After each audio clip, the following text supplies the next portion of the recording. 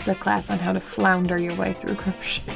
How to just do a thing, try to make it work.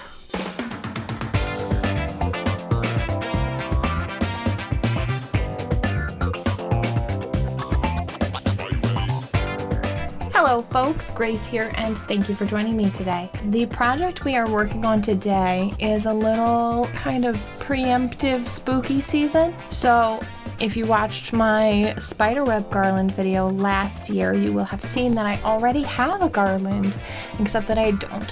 One of my good friends saw that video and was like, I need it!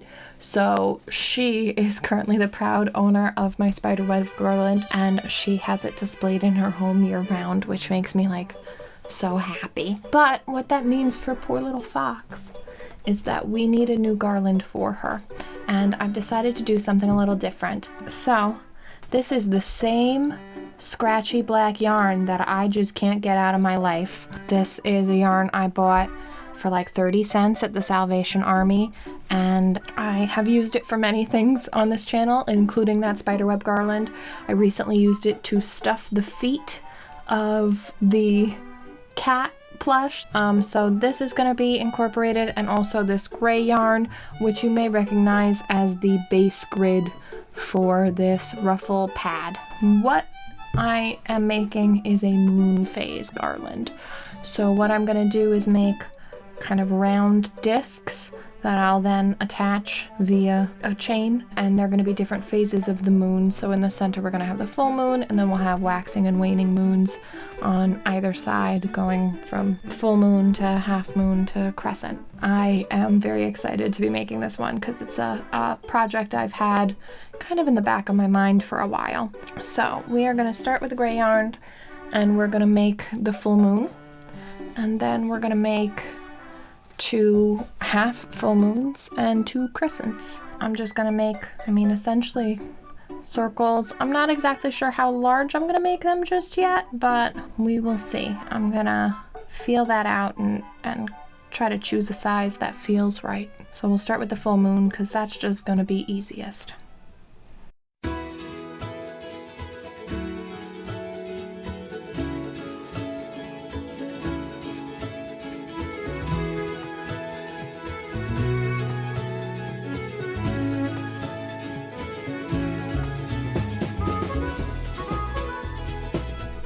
Okay.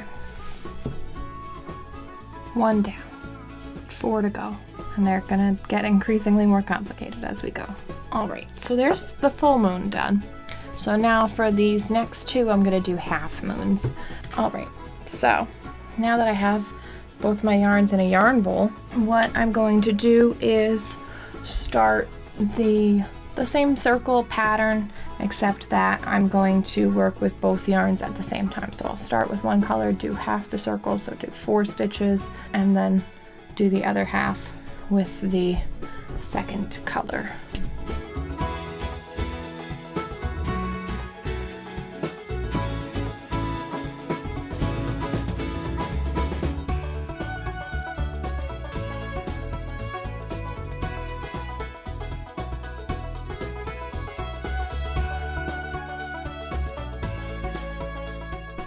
Okay, let's roll it back and do it again.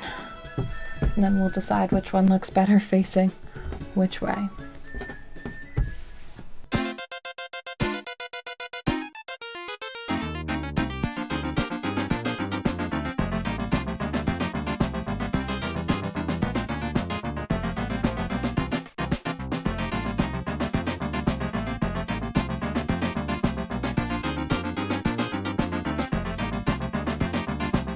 Okay, so there's 3 so far, yay. And now I want to do 2 more. I could just leave it here at the triple goddess, but I want to do a crescent on either side. So logistically, the crescent isn't going to be quite as easy. I think the center is going to be black, and then I think I'm going to do probably half of the second row, a couple stitches further than that for the third row, and for the fourth row I'll come pretty far out into the gray. So it's going to be a little bit more complicated, but we're going to figure it out and it's going to be fine. We'll see. Let's move that aside.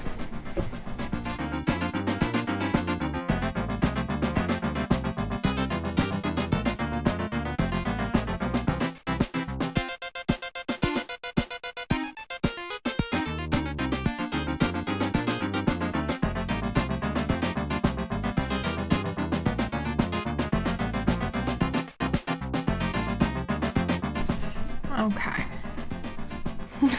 It's a little wonky. It's a little chonky. I mean, in concept, great, but in execution, leaves a little something to be desired. This is not a master class on how to properly crochet things. This currently today is a bit of a floundering. It's a class on how to flounder your way through crochet. How to just do a thing and try to make it work. Let's try that again. Okay.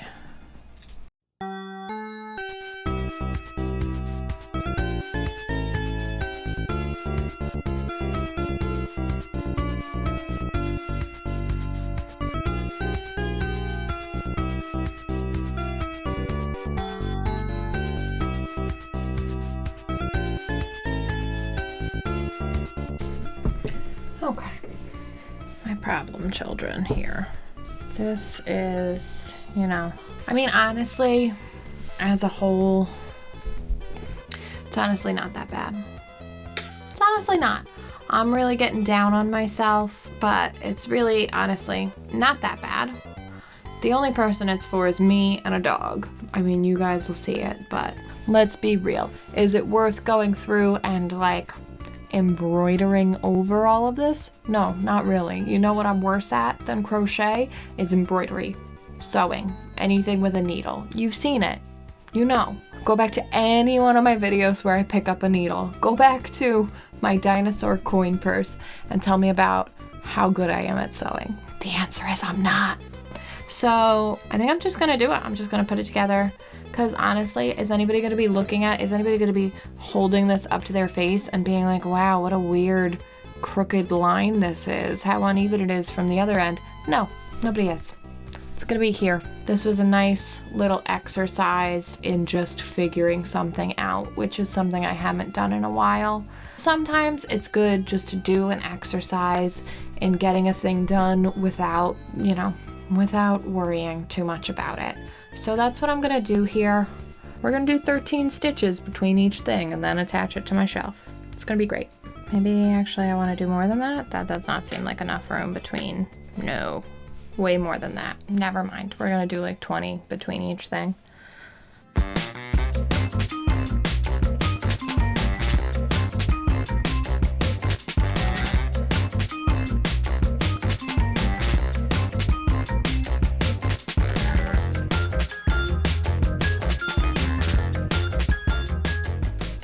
Apparently I did have enough to do 25, but they're facing forward.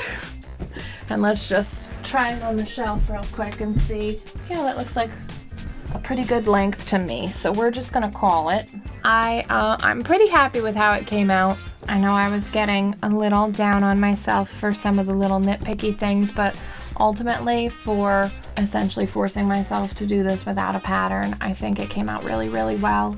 I hope that you guys enjoy this. If you would like to do this yourself, I'm absolutely certain there has to be a pattern online, so I'll go ahead and find one of those and put it in the description down below so you're not just copying what I did, which wasn't necessarily 100% there. Sometimes it's good to just pick something more simple and just figure it out yourself with the stitches and the techniques I would love to hear your thoughts and comments down below.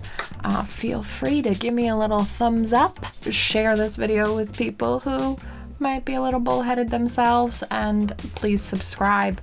We post most Fridays, but if you want to make sure not to miss anything, remember to ring the notification bell. You've been great.